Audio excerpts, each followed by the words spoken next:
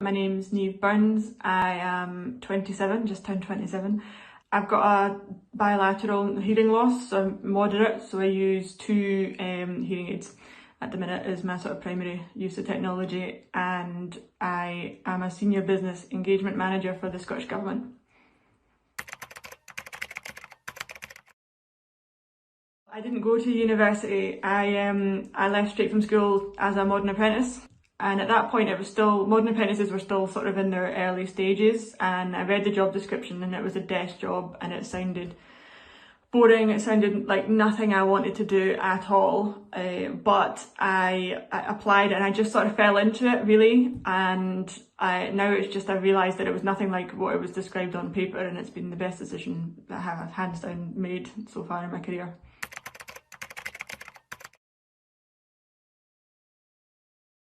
I'm in slightly a unique position, so my careers advisor also happens to be my dad. So at my high school, and I'm biased because he is my dad, but he has a really, really good reputation at the high school, which is, I know, probably unusual. A lot of careers advisors I know are not brilliant, and especially when it comes to people like with disabilities like myself. So my dad actually gave me the application form for the Modern Apprentice, and we fought.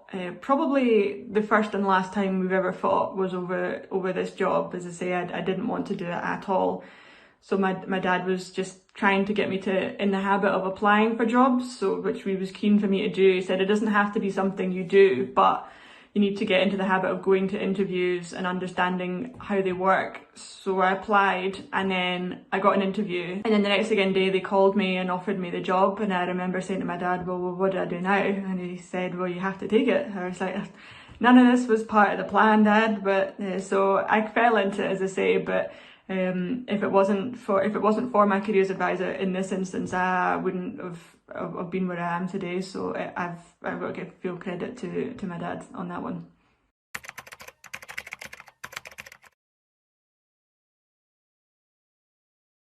I did used to have two part-time jobs where you learn the basics of getting up to get to work and how to work with other people. That when you're that age, it's quite a stark difference.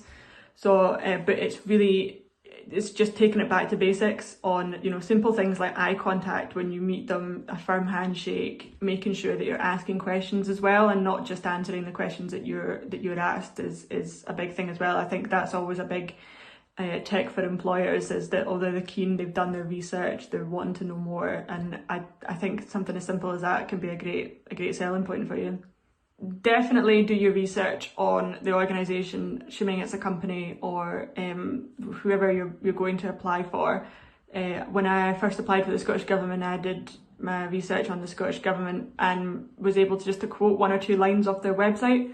So it's something as simple as that. It doesn't have to be heavy research, but if you quote a project or an aim that's on their website, that's always a big plus.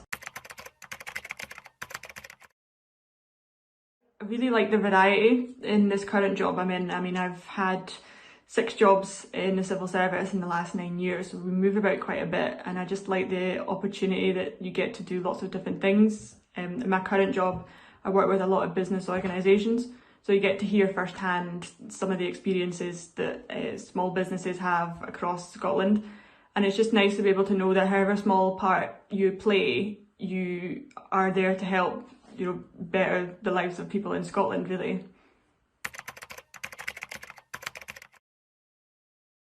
I use Roger pens in big meetings, and I use a little microphone that plugs into the laptop, and it allows me to sort of receive video calls, whatnot, direct to my hearing aids rather than having to rely on using the phone. One of the big things is actually going and speaking to somebody that's done it or is in the career that you're looking to do. That's not always possible. I appreciate that. It wasn't possible for me.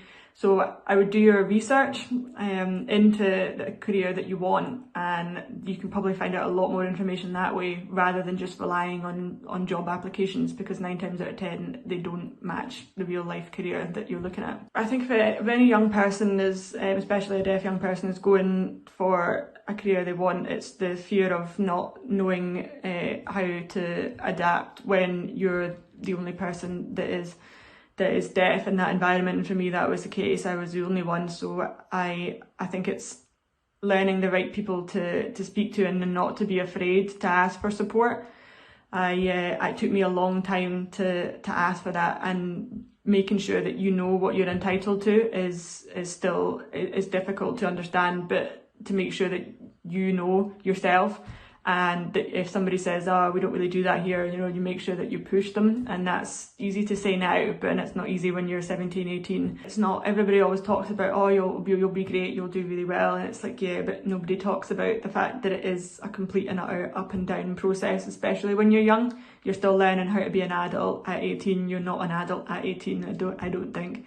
So you go through that whole process of learning how to grow up, but also learning how to work in an environment that is, you know, everybody's been there and done that. So yeah, sort of embracing that and not being too hard on yourself. I think I was probably guilty of that, that you don't have all the answers at that age, and especially when you start a job, you want to just know everything inside out, and it's going to take a long time. And even when you think you've learned it all, there's more to come, and that it's okay if you don't get everything right first time, and that at that point in your life it's all just about taking it all in.